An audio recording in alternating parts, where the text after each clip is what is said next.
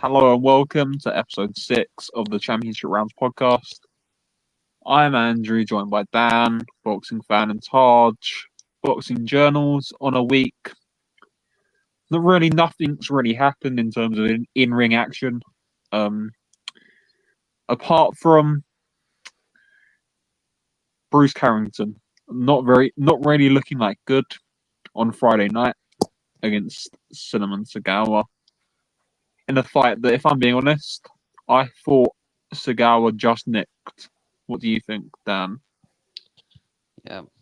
I also scored it to Sagawa. I don't think Carrington looked very good. I mean, it was a step up for him in terms of competition, but this isn't a step up, step up. I mean, it's a veteran opponent that you can make it look difficult against, but when you're Bruce Carrington, you have to look better than you did against him.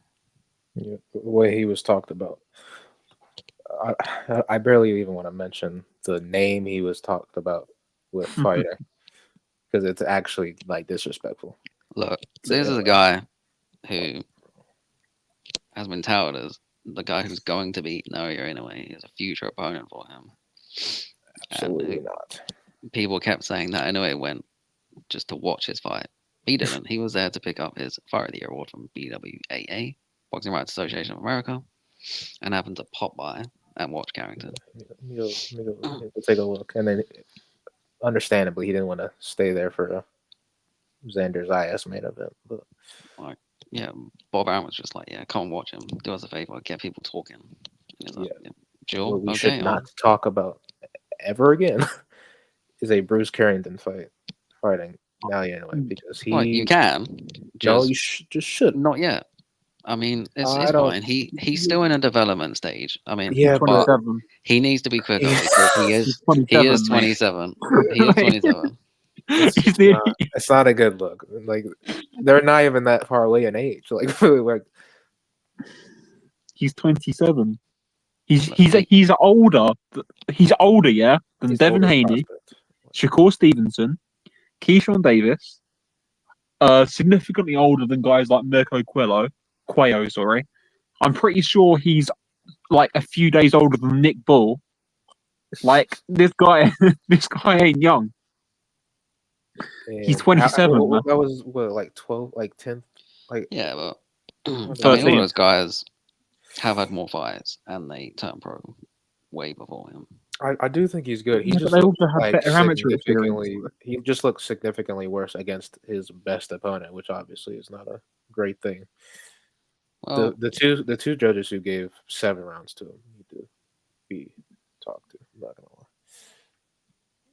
Yeah, oh, I think the fight, it was a 6-4 fight either way, or a 5-5 fight, if that makes sense. But I feel like definitely leaning towards a 5-5 or a 6 Yeah, for Sagawa because yeah, definitely. I do not think Carrington had an argument for 6 rounds, to be well, it's a very It's just his basic feet. performance. His feet honest. look so bad. He was plotting the entire fight. Like his Yeah, feet were stuck in the canvas, it's really going not good. forwards, backwards, and like either way, he was just in the floor. Well, it's very concerning that someone with a basic ability to box a move gave you so much trouble. I do like Sagawa. Though. He is pretty good. That Sagawa, that record's pretty deceiving. To be honest. that record's deceiving, but Mirko Cuello just won every single round against him. And he was knocked out by Jermaine Ortiz a couple years ago. And William Foster scored him. It was like, he's been in with good guys, and you shouldn't base his whole ability off of those losses because he's been in with good guys. I think, and obviously, like the Ruben Villa win's a very good Yeah, win, Misael Lopez and then the Ruben Villa are pretty good ones. but he's not. He's not like he's not that. If you know what I mean, like he's not. He's not like a. I sort of put him in the same bracket as Vladimir Hernandez. Like they're good, but if you're going to be really, really good and be a multi-weight world champion, you're going to blow him away. Yeah, Yeah. the Well, conversations with him and any champion, let alone Inoue, need to stop right now. I'm not You know, that's what happens when you can't. Well, you don't carve the ring. Don't jab. Throw one punch at a time. Compared to someone who's jabbing you and throwing combinations and moving. and he got hurt early in that fight too. Yeah, he got hit clean with Yeah, a he few did. left down. Yeah. And didn't like it. It was round 2. I think it was round 2, yeah. Yeah, it wasn't brilliant. And then Well, that card just had nothing else on it, did it? Yeah, so Sagawa is not even a puncher. He has like a 35% knockout ratio, so that's not good either. Did he drop Look. Via? No, he didn't drop Via. I think he No, hurt him, but I don't think He hurt him, yeah. I remember in that fight, like, Via got hurt. So maybe he maybe was it's definitely deceiving. stunned by it. Maybe the knockout percentage is deceiving. poor performance. We'll see Very. how he learns from this fight. I mean, it's one of those fights he should learn from. Should get better from. He needed that type of opponent. There's loads of stuff. I mean, it's a good opponent for him. There's no point in fighting the people he's been fighting, considering his age. Yeah, I it's mean, not he good. needs to be fighting He needs to be these type of opponents and better very soon, or consistently from that one. Don't go back down.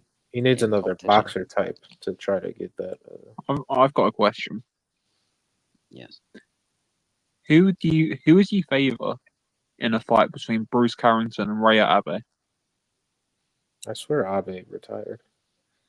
I'm pretty sure he's coming back, but even if he just say, for example, that fight is a possibility.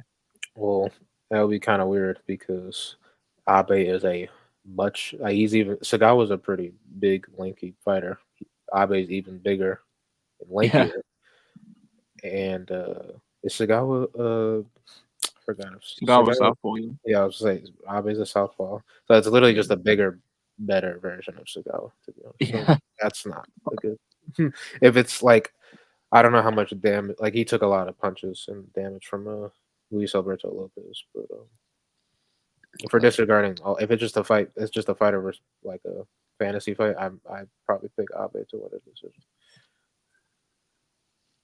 Yeah, and I've just comparing it to that Rhea Abe is fighting Hibiki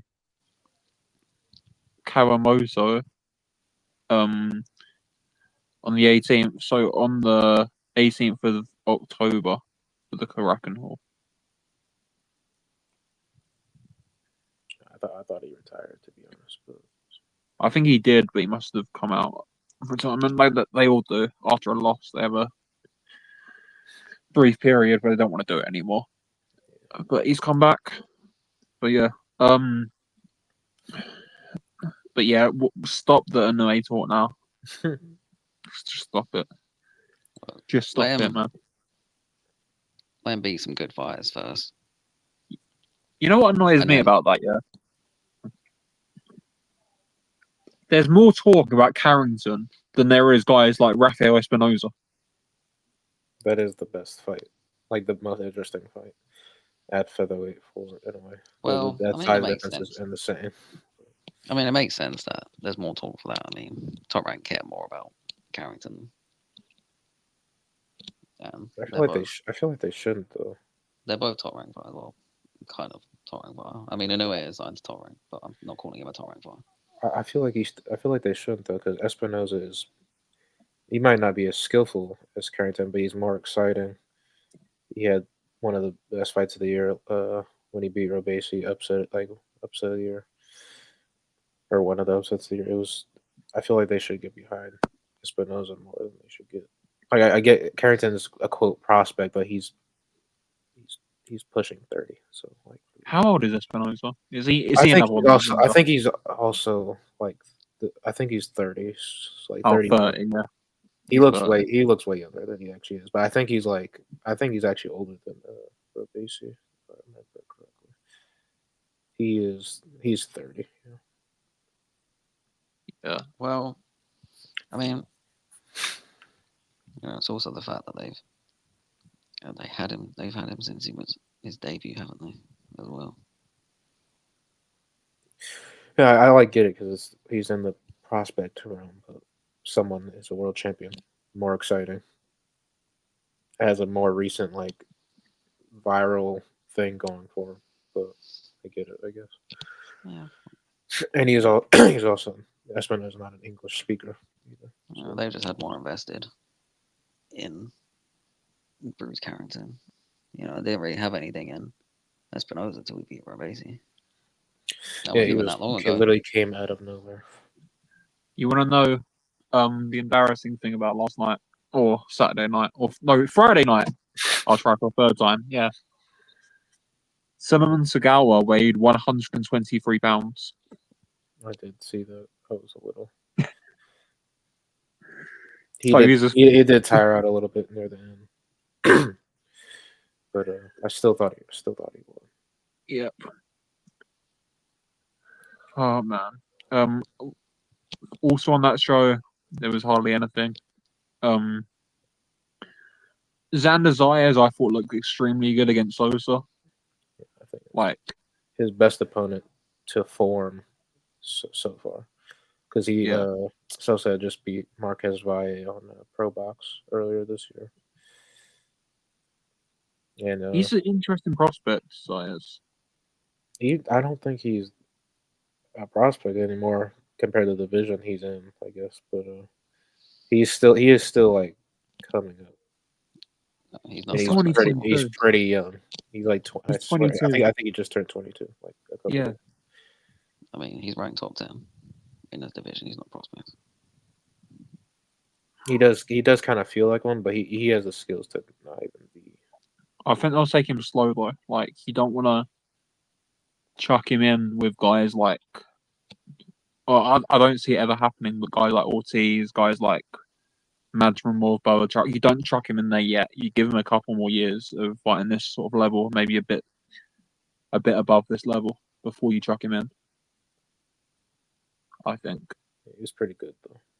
Yeah, he is very good. The best I've seen him because some like for like the last couple of years he's had like one really good performance, and then he kind of looks flat, and then he'll have another good performance and it'll look flat. It's like it's been kind of inconsistent, but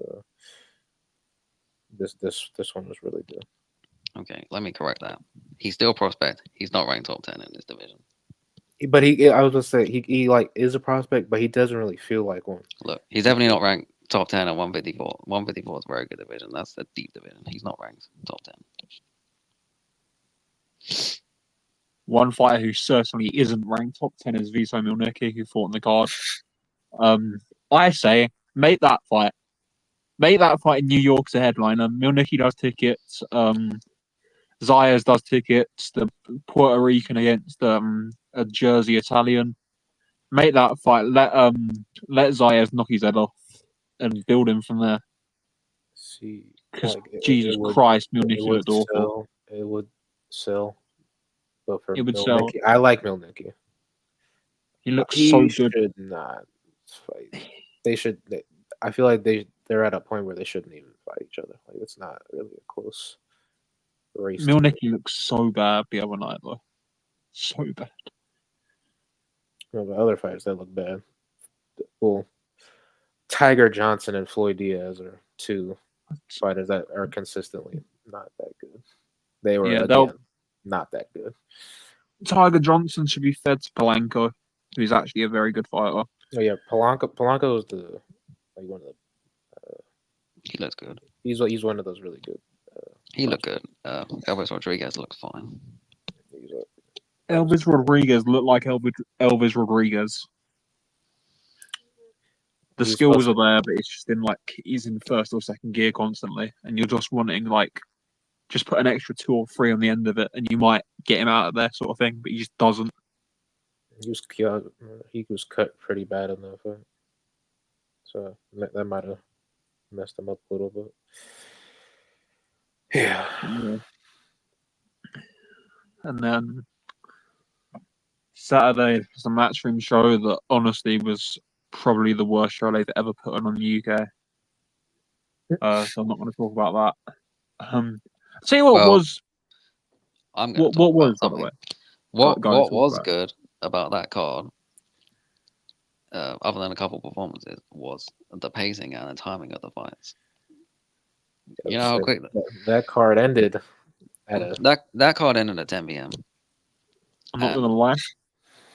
you didn't watch it. No, no, Well- I'm not watching that.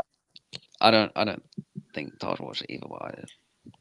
I wasn't. I couldn't at the time, but Well, I I watched did. it, and I mean, it wasn't a good card, but I enjoyed it more just because of how quick it just went through it. It was just fight after fight after fight.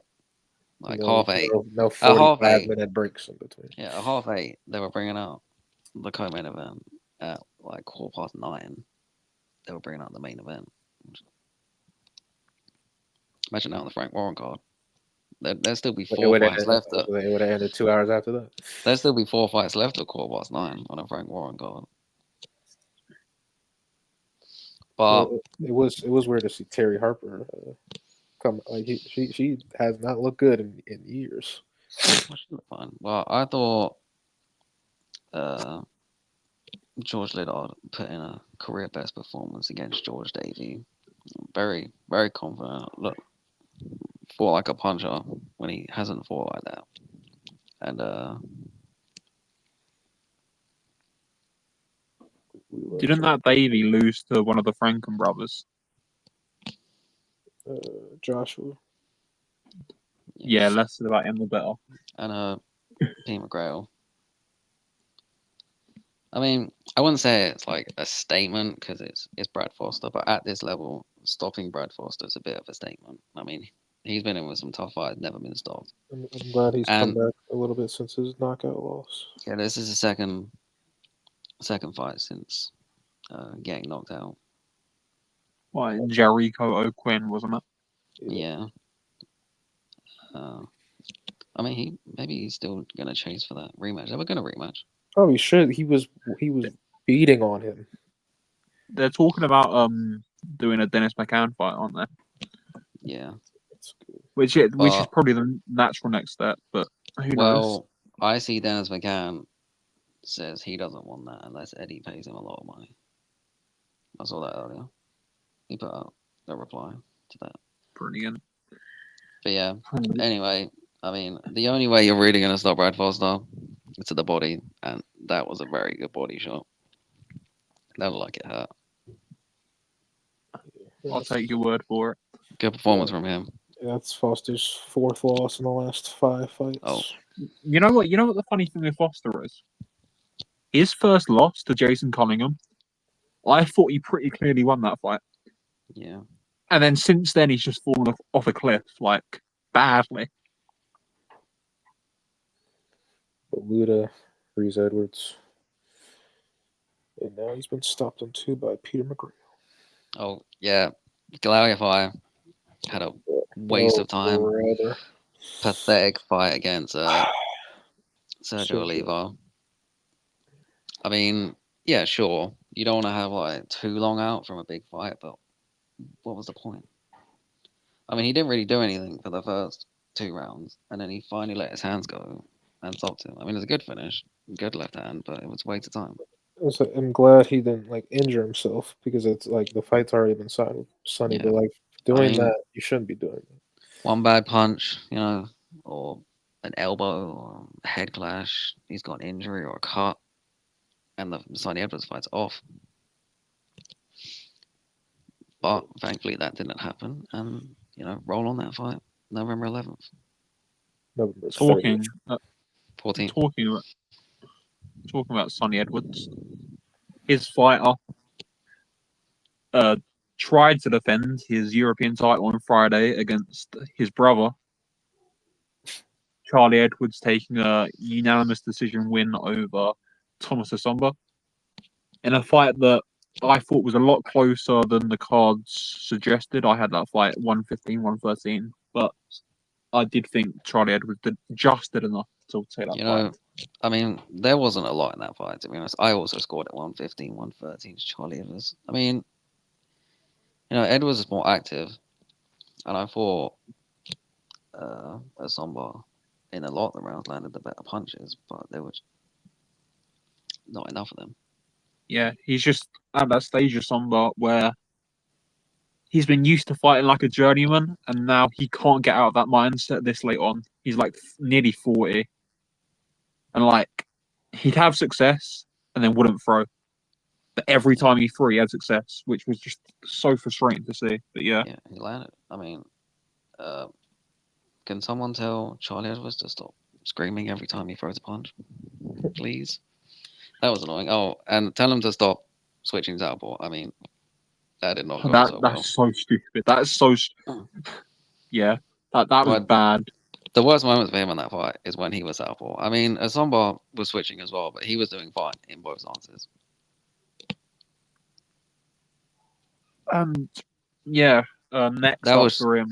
well, no, that was just a like typical European level fight for me. I don't think Eva can do much, especially at bantamweight. Yeah. Stack now. Like Charlie Edwards has called out all the Japanese champions in his post-fight interview, but he's also called out someone that's a lot more realistic, Paul Butler. I think that would be a relatively good Friday night headliner for Channel 5. Charlie Edwards, Paul Butler, two former world champions. And then like the winner of that can legitimately sort of say, I'm in line for a shot, I think. Yeah, that could work. Yeah. I'm not even sure. I picked Charlie Edwards to win that fight. Not gonna lie. Depends how sort of shot to bits Paul Butler is now. Because like you never know at that age you can just like fall off a cliff, can't you? Yeah, he could veteran his way through that fight. Yeah, he could do. Yeah, it's a good fight. It's a fight that will. When I say a good fight, I mean it's a fight that you think I don't really know who's going to win this as you go into it, and it's a fight that makes sense. I mean, he's better.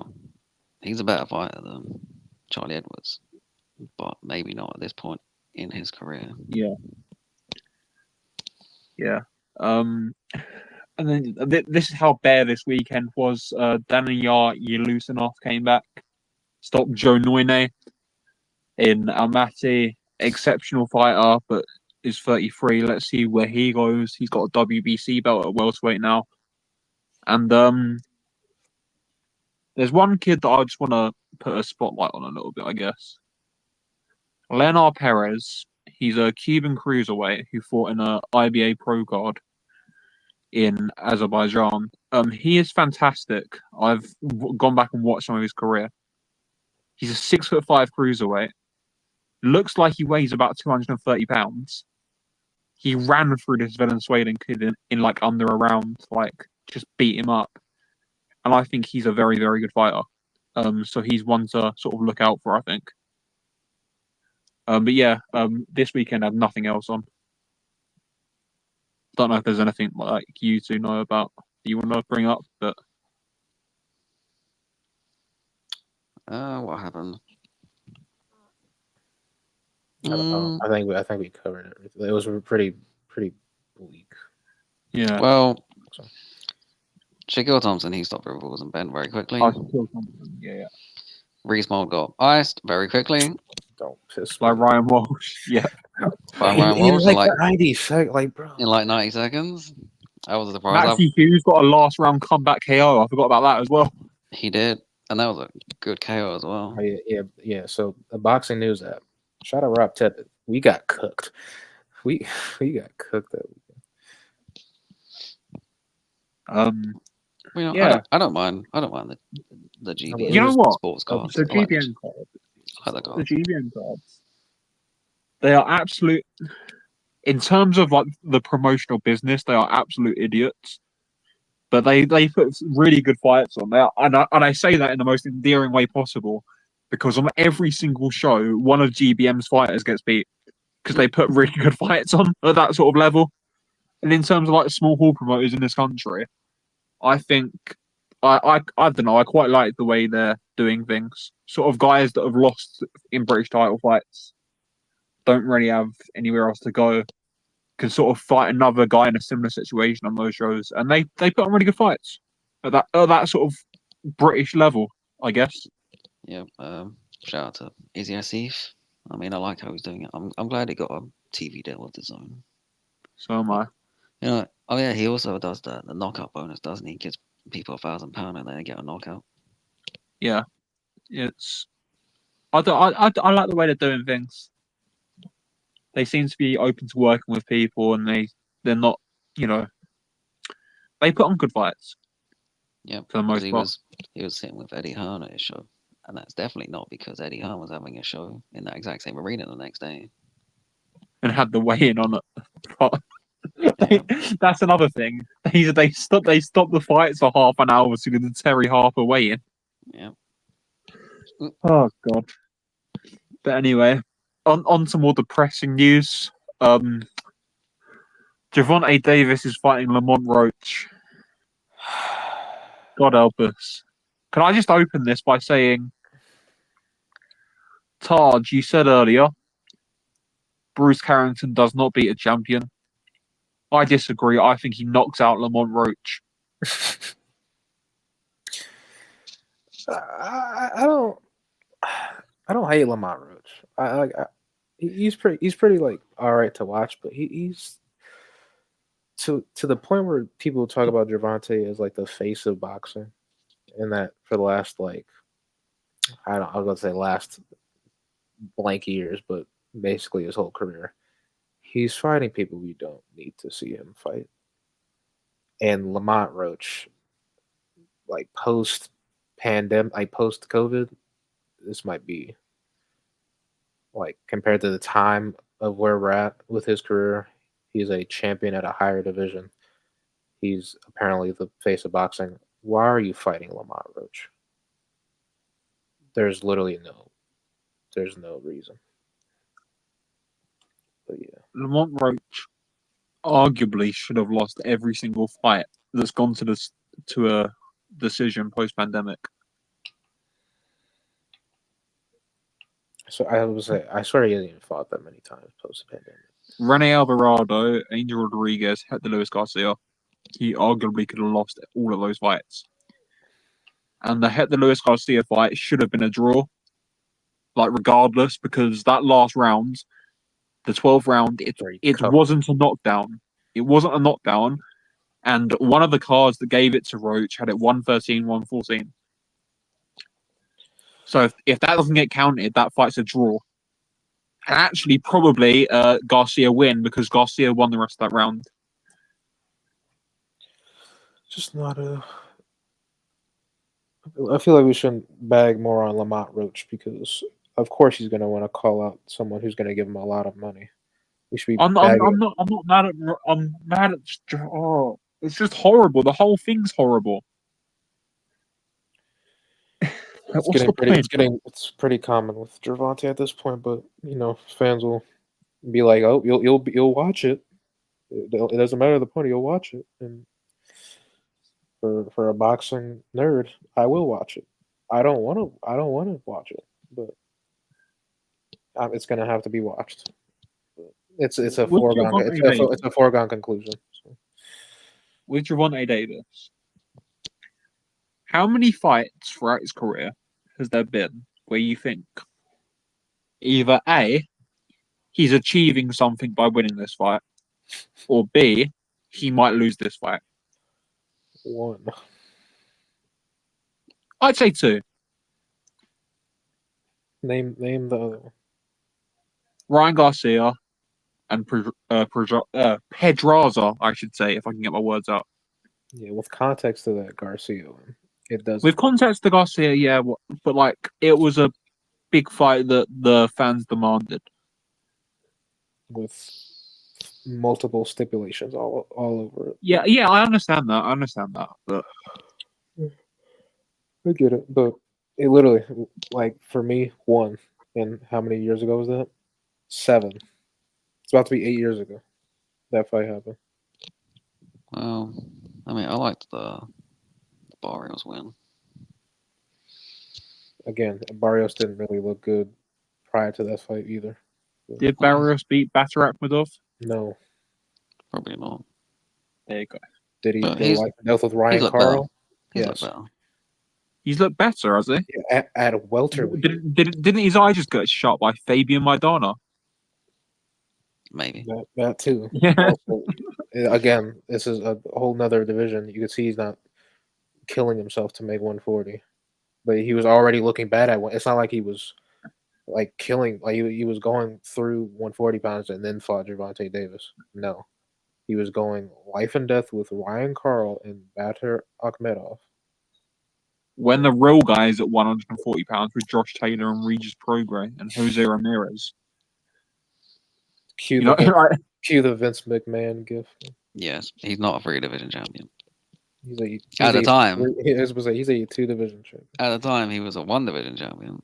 Now he's a 2 division champion by Via curses. via upgrade. I just Which don't he won't understand. even she's only used against Frank Martin. Frank Martin was an all right win. Frank Martin's See, done. Frank Martin's He's Redford, like, no. no, I thought like he might fight some better opponents after fighting Frank Martin. But nope. now he's. I was like, oh yeah, let me bring another 130-pounder up. You know, already beat the guy. You know what annoys me about this? Hmm. Lamont Roach is the worst champion at 130. And 130 is a horrible. It's a horrible division, but Navarrete's better. Conceição's better. Foster's better. Valdez is better. Kakachi's better. Batagazier's better. Nunes is better.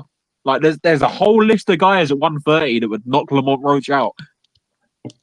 Yes, but we don't need to see Navarrete at 135 again. We already saw I agree. But like this is the point.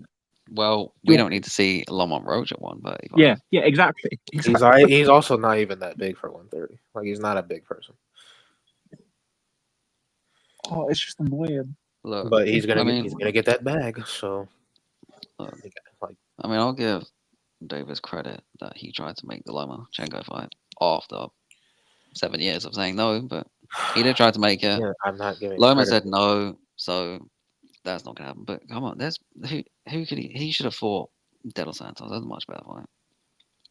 I mean, he William could have fight. Zepeda. But it's Zepeda. so frustrating with him because you want him to fight these like top contender fights like Zepeda, De Los Santos, a unification with like at least Berenchik. But with him, none of this is realistic, and I feel like he's always just gonna.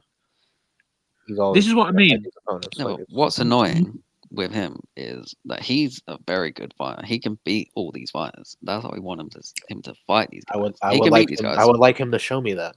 He can beat these guys. Look, he can beat Shakur Stevenson. He can beat Lomachenko. He can beat Zepeda. He can go up to 140 and beat the fighters there. He could, but we might never know because he just decides not to. He decides to fight 130 pounders or drag 140. Will he move up? Will he move up to 140 and fight Ryo after Ryo rematches Isak Cruz? Probably. Again, And, not a natural 140 pounder. I mean that fight's fine with me. I don't really mind that fight. I like it's better than the rest of the like dragging up and down ones because at least he has a belt, like a real belt at the division he's in. But he fought Cruz, who also shouldn't have even got a 140 title, who got off someone else who didn't deserve a 140 title. Well, it's not better than Shakur or Loma or Zepeda or even Berenchik.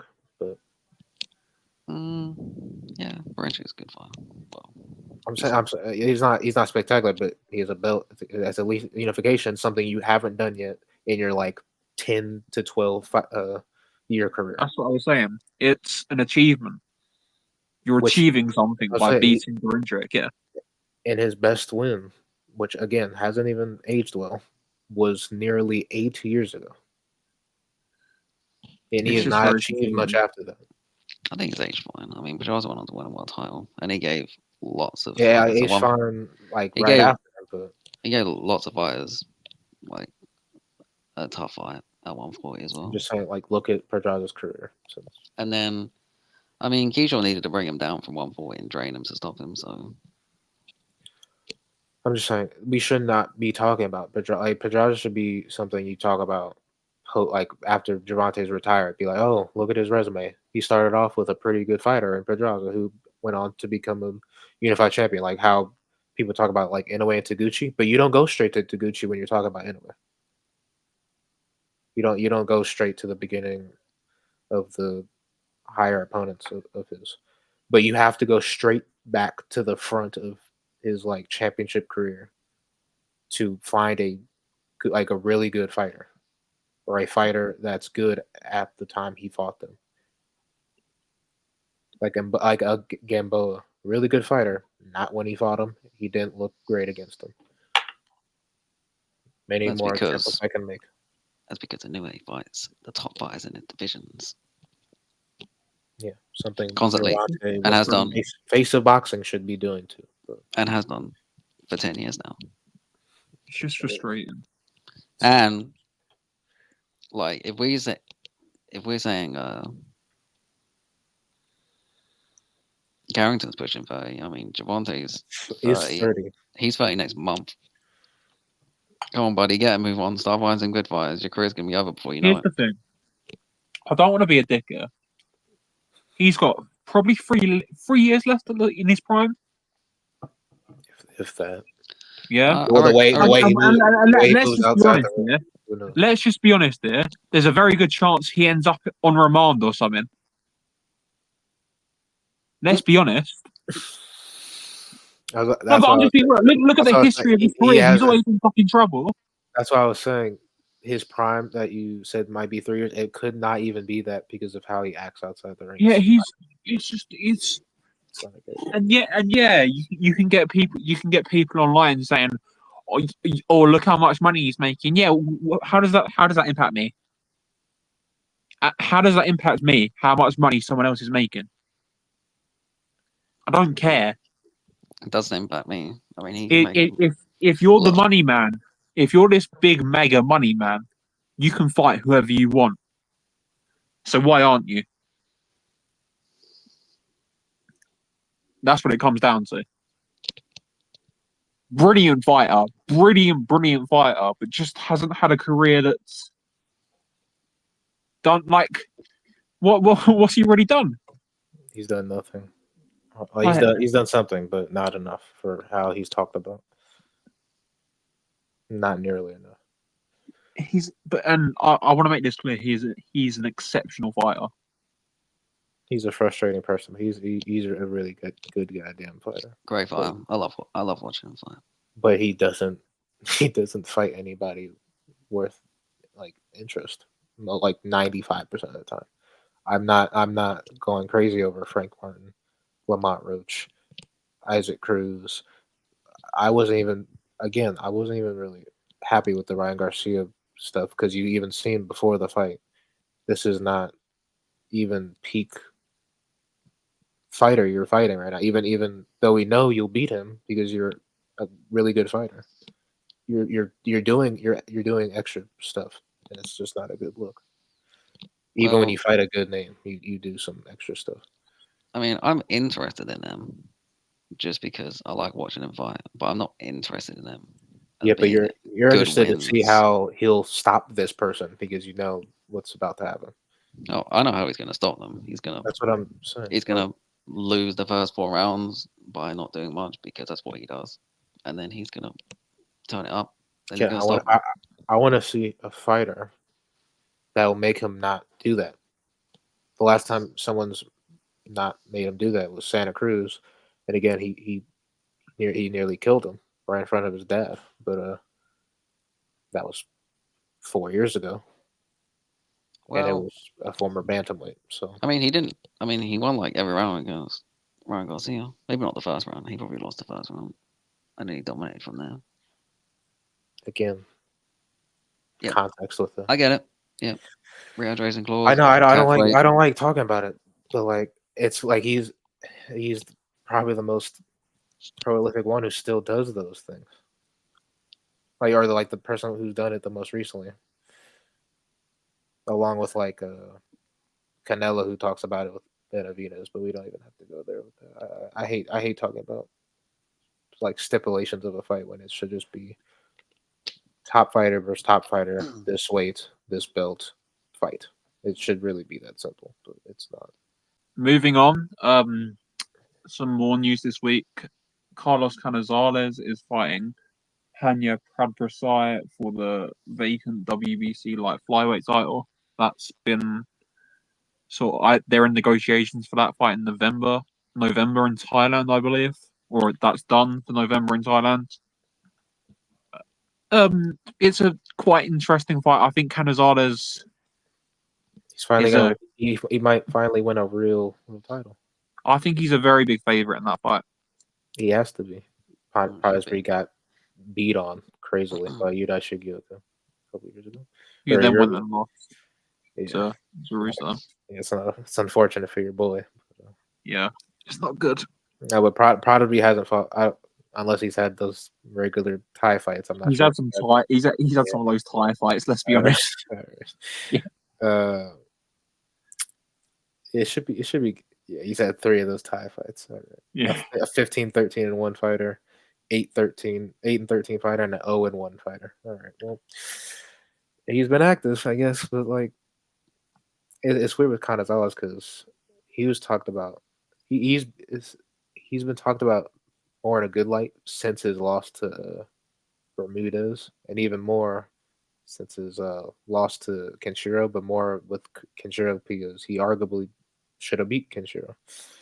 no, it was close, but no. It's an arguable. It's an arguable. Definitely arguable It's because it's an arguable thing. I had Kenshiro losing. I think I've had it a draw every time I've scored it, but it's a nearly like easy fight to score through like the first like 2 quarters of the fight. Carlos Kanazawa is a really good fight. Really They skilled. beat the hell out of each other, but yeah, I mean, he was so good before he had that really long layoff, and then he came back not as good. But then he proved that he was still at that top level against Kenshiro. Yeah, he improved before when he fought.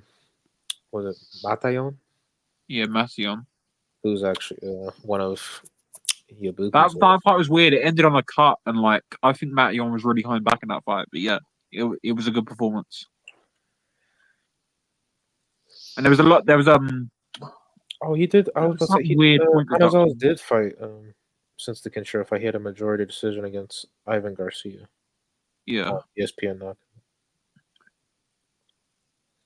yeah, back in Venezuela.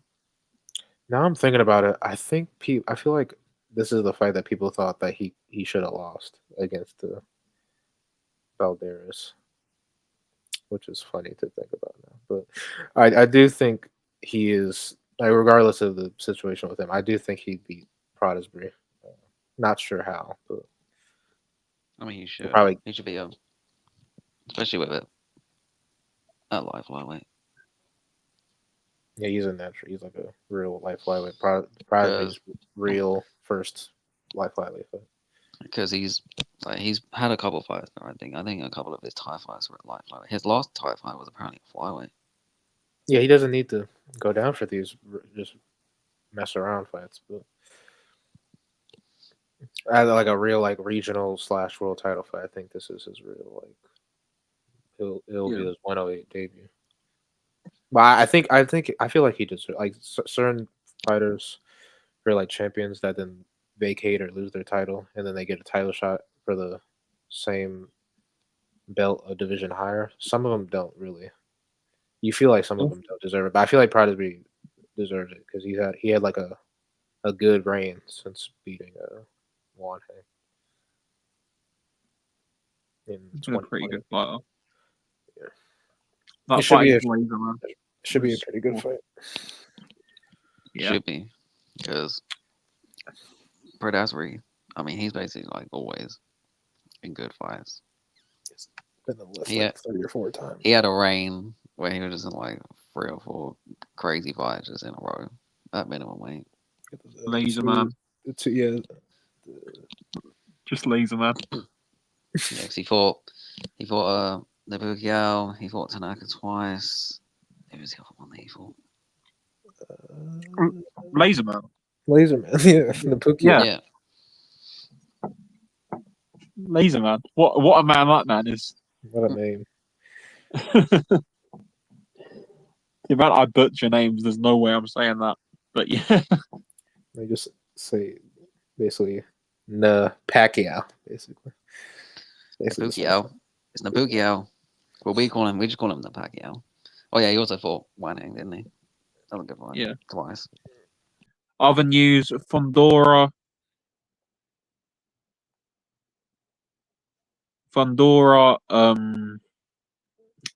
is getting a 10-day extension for the Terence Crawford negotiations. Who knows if that fight happens? I don't think it does at this point. I think Crawford's going to go fight Canelo, probably. I wish Crawford would just go fight another 54-pounder while Fandora and Spence give us a 154-pound classic. Just back up a little. It wouldn't be a classic. It wouldn't be a classic, man. It could be. It'd be a classic beatdown. Did you sense a classic beatdown when Fandora fought Zoo? Did he over impress you to think that he'd just run over Spence in a couple rounds? Like it sounds like Spence is finished. I believe he win. I don't think he'd win. I don't pick him to win, but Spence is finished. All right. Spence is done. Spence is done. It's over. I'm not He's going taking too many to shots. defend. I'm not going to defend it. I'm not an Errol Spence super fan like certain people, but I think it He's would be taking good. too many shots. He's already punch drunk. Is Fandora not taking a plethora of punches in the last 4 years? Like, I get it. I get it. He's He's fresh. not. He's fresh. He's big. He's strong. He's not been knocked about constantly. He's not like going in a 250 million miles per hour car crashes. He's not a drunk. Spence should finish. Spence should finish. Go enjoy that money. He's not. Fandora isn't getting rocked by you, Dennis Ugaz, and people like that. But anyway, there's what other news is there really? Canelo is not fighting in Japan. Chava has just reported that, and yeah, it's been a weird week for boxing. Taj, like, what do you think about the state of boxing right now? Just like in general, do you think it's in a healthy place? Because it's just a really weird sort of. It seems to be for the last couple years that we'd say at the first like 6 months of the year that boxing's back. We're good. Top sport. And then the last 6 take a huge drop off. Or specifically like the last 4, it just takes just plummets through the earth. It's just a weird. It's a weird time. It's a weird time, man. But I love boxing. I'm a ride with it regardless. But it does get a little shifty in the last couple months of the year every year. I don't know, man. I guess I'm going through a phase of like every few weeks, every few months, I'll go through a few days where I'm just annoyed with this whole thing. And I've with the Roach stuff, with a weekend of absolutely dreadful fights, with the Fandora Spence Crawford negotiation. It's just a bit sort of, these last few weeks. Look, Yeah. I mean, are you really a boxing fan if you don't have like a couple times in the year where you're just fed up of boxing? You're like, Yeah. That's what I can't want to deal with anymore. Look, boxing is boxing. I mean, it just is. Even when it's good, it's bad, and even when it's good, it's bad. I said the exact same thing twice. Even when it's bad, it's good. You mean? Yep, I meant to say that. Yeah. But yeah. Anyway, previews for this weekend, I think. Ball-Rios. Holy. Friday. Should we start with Friday? Yeah. Janibek-Mikhailovich against Janibek-Mikhailovich for we don't even know what titles are on the line because nobody seems to know. I think it's just the IBF title. But the WBO said it's for the W. Oh, who knows? Who the hell knows? I'm just gonna go with there's only one on the line. Just the IBF. We'll say that. Now, this fight should have happened earlier in the year, and then No Limit won the purse bid by $1,000. And now it's happening in Australia on a Friday on 5 weeks' notice. Janibek is too busy on Instagram going at Carlos Adames and going at all the top ranked people. Janibek-Mikhailovich is making TikToks. What the hell is going on? Yeah, what the hell is going on with this fight? Two overly cocky fighters. I'm not really too. I'm not overjoyed about this fight, really. I like the fact that it's on in Australia because Yeah, for you. it's gonna be on early in the morning. I can watch it. I I might think- not even be there. Man. Well, I wouldn't be there. The card is might- terrible. I mean, there's I seen the undercard from Liam. there's 4 fights on the card, and they're not good. You know what people are missing in all this situation, by the way? No.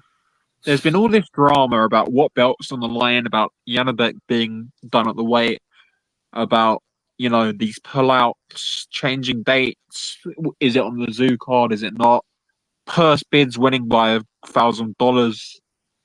Nobody's really gonna acknowledge, and nobody's really thinking about Janibek-Mikhailovich not being very good. And out of all the people at middleweight, you mandate Janibek-Mikhailovich. I just Look, you can amputate Janibek's left arm All right. to make 160, All right. and he'd still jab his head off. Let's calm down. look, he had his last fight earlier this year on the Kia Zoo versus Daniel Crazy on the card. His fight wasn't even shown. He wasn't even in the prelims. He was before the prelims. First He's fight not on the good. card. The first fight on the card was Chanel Dargan, who, she's the female Sam Egginson, if anyone wants to know. And his was before that. I was trying to find it. Couldn't find it. It wasn't shown. Janibek-Mikhailovich. I mean, I did I watch. watched his fight. Yeah, we did watch. I watched a couple of his fights. One of them was at 154, which, funnily enough, was the fight he looked the best at.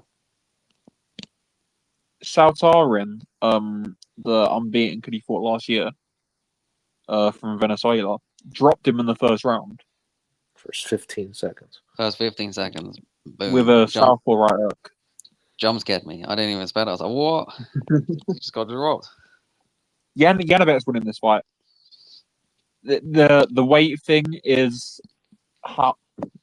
the weight thing will dictate the method, I think. Yeah, I was just like, we need to wait to the weigh-in to know. Like, he might not even make the weight. Like, we don't know. Honestly, like, We might have 2 vacant belts in the next couple of days. Look, well, I mean, Mikhailovich, he does some things well. He has really fast hands and combinations, and he has a pretty decent jab. But That's he size uses a disadvantage. he uses a shoulder roll. Shoulder rolls don't work. Shoulder roll, terrible against southpaws. One of the reasons he's had so much trouble against southpaws. Because, before his last fight, he fought 2 southpaws and didn't look that good against one of them and got dropped. So, if Janibek is good at the weight and makes the weight, he should stop him. inside 6 rounds. If he's not good at the weight and still makes the weight, He's going to win a close decision. he could still stop him. If he misses weight, he might could be still judged. stop him.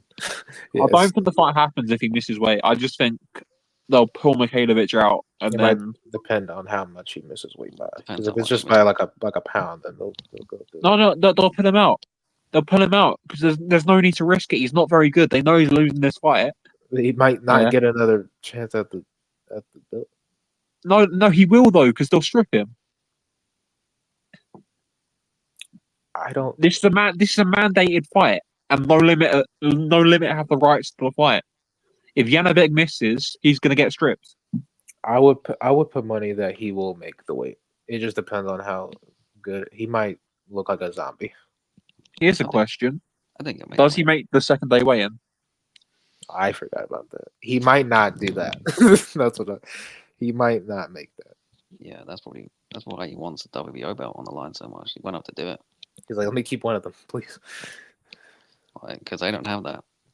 They don't have that second day weigh-in for you when there's two belts on the line. It's just a mess. Middleweight's a mess. It is a Middleweight top is 3 worst not division. a good division. It might not. Middleweight needs Really worst. Yoneli Hernandez and Hamza Shiraz to save it.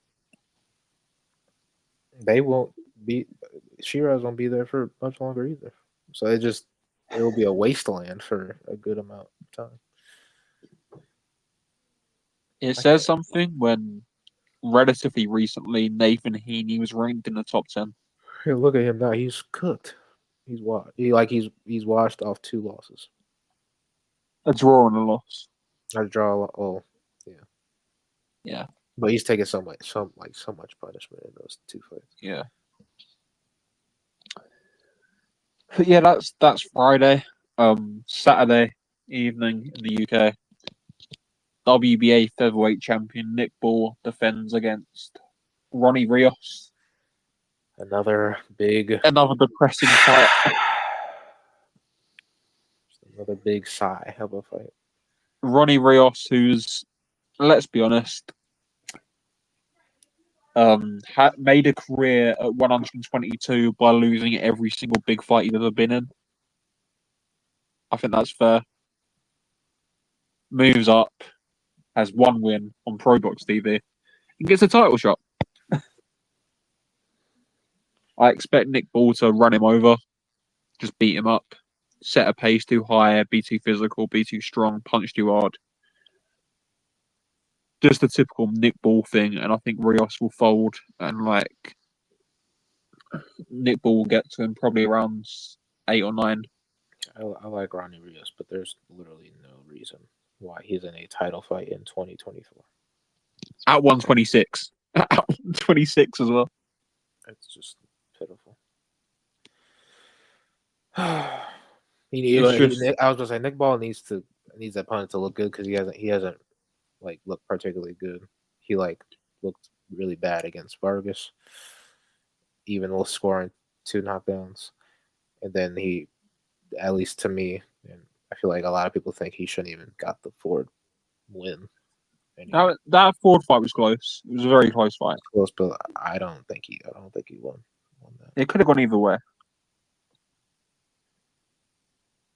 I don't believe so, but yeah. It really could have gone either way, man. Right. But fortunate we even had the belt anyway in the first place. But that's another discussion, isn't it? But I hope Nick Ball gets a fight against Vargas after this. I will not be excited to watch it, but I feel like that should have happened. I feel like this should be that fight. Is that their unification? I'm not gonna slag Nick Ball off too much because he fought Dogbo in November, Vargas in March, Ray Ford in June. He's had a pretty strong schedule. This is his 4th fight in a 12-month period. And 3 of those fights have been top 10 guys, 2 have been world champions. So I'm not gonna slaughter him too much for this, but I can't say I'm excited. Nick Ball's always reminding me of Sean Paul, where he's more physically stronger than he can punch hard. Yeah, definitely. Right. He's not a big puncher, but he's so strong, and of course, with his style, he's gonna land lots of punches on you. And, his stamina is pretty goddamn good. He can still punch, but he's not a massive puncher. He's just insanely strong. Yeah.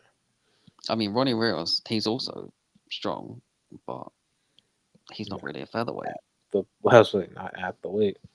Probably not anymore. So. Yeah, he's only had 1 fight at the weight, and that's his only fight since getting stopped by MJ in 2022. That was against Polanco. With one hand.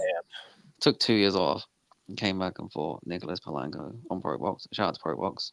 Pro Box changing people's lives. Big fan of Pro Box. Out on Pro Box, you get a title shot. I'll just read out Nicholas Palanco, his wins, his last few wins, yeah. So in September this year, last month, he fought Donny Garcia, stopped him in the second round, who was 16-20.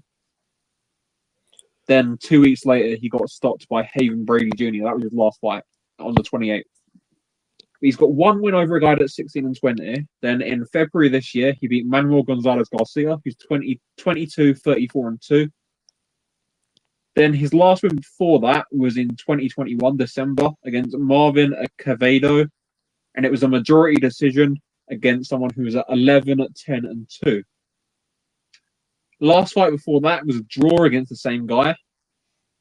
Then his last win before that, so his last win with somebody that's got a winning record was in 2019, March 2019.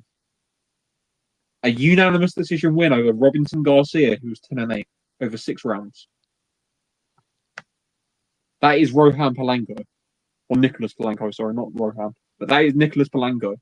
That is Ronnie Rios' only win at featherweight. Boxing. That thing. I mean, this is all sanctioning bodies' fault anyway. They're the one that makes the fights. Or lets you make the fight. I mean, they don't have to sanction this. They don't have to make him fight for a title. But they are. Because they're going to get paid. They're going to get the sanctioning fees. All I hear is money, money. That's all money, they care about, money. Money. That's all Yeah. I hear. Yeah. All they hear is Shane McMahon. On this undercard, because we've said all we can say about that fight, really, haven't we? Look, he should stop him. Wouldn't be surprised if he doesn't, but he should do. He should do, and I think he will do. But yeah, Jack Rafferty against Henry Turner on that undercard, that's a very good fight. For the level, for the British and World Super Lightweight. 2 unbeaten kid. Jack Rafferty can punch very, very hard. Henry Turner was a very, very good amateur in the UK. He's had a slow sort of building up career. Beat guys like Tom Farrell, Billy Ellington, those sorts of level. This is definitely a step up for him, but I think Henry Turner should be able to win this. But it should be a good fight. 2 unbeaten kids for the British and Commonwealth titles at 140.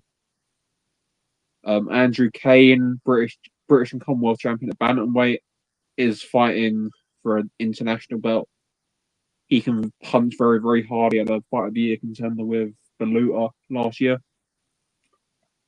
And making his lightweight debut is 22-year-old Cuban, Yadier Herrera. Now, this kid is fantastic.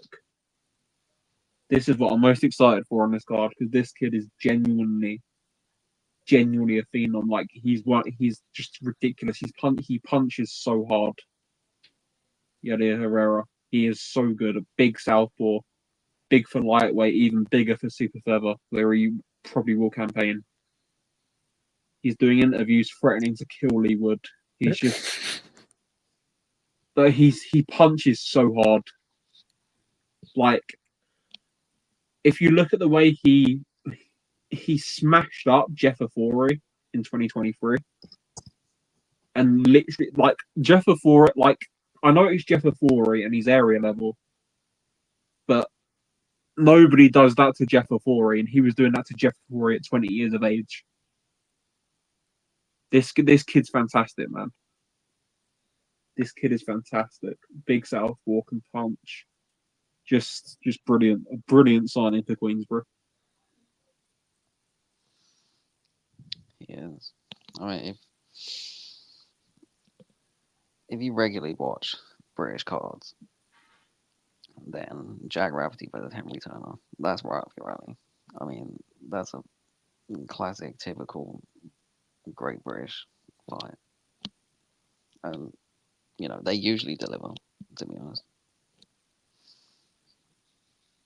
Like, the amount of great British title fights we've had over the years, I mean, they always deliver. It's very rare they don't deliver. They're good. They're good, man. Like they're good for the level they're at. If that makes sense. I mean, I like watching them. I mean, Yeah. they're not the most skilled fighters, but they're always exciting. Some of the toughest ones. And Andrew Kane is going to put a hole in Lazaro Caceres, but that's fine. That's what he's been brought in for. By the way, he lost to Azael Villar. I love Azael. His only loss is to Azael Villar. It's my goat right there. My Panamanian goat. Yeah, You got stopped by him as well. yeah, just a little bit looking for.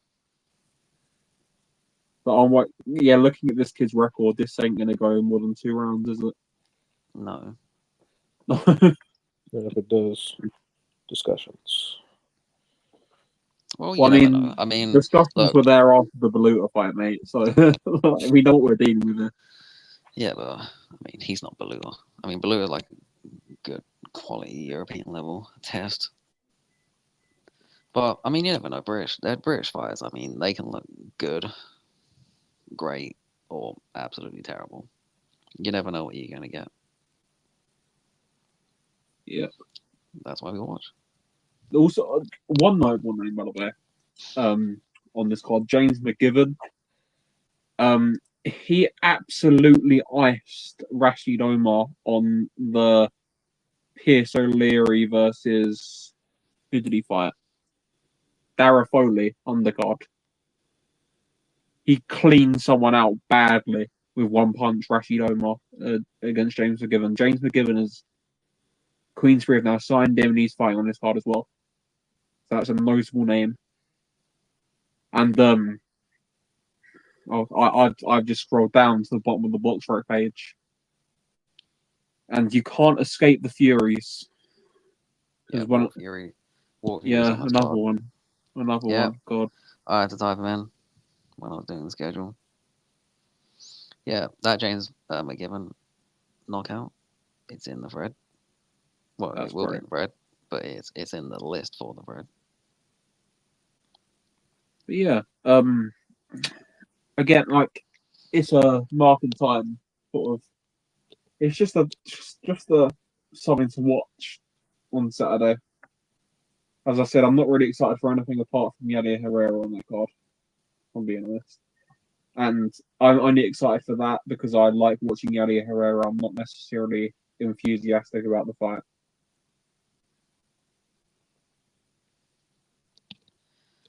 Yeah, But this yeah, is just one of those, there's weeks that kick there's over boxing weekend. on, but you don't really care about it that much, but you'll watch it because you're a boxing fan. I mean, Yeah, we're all just it's just a slow week until next week. That's the week we're all waiting for. Yeah, next week is insane. we'll just take a time out. There are 10 title fights next weekend. There's 14 title fights this month. Yeah, and but there's 10 of them are in a 4-day period next weekend. It's crazy. It's not like Yeah, it's all bunched up in like a section of divisions from like 108 to like 118. but yeah, there's nothing else to watch. Nothing else that you want to add. Yeah, we're good. Anyway, so yeah, this has been we've been scrambling for stuff to talk about this week. Don't know how we've gone this long, but we talk for hours about meaningless stuff. I doubt you've made it this far, but all the links are in the description. And yeah, thanks for listening, I guess. See you in episode 7.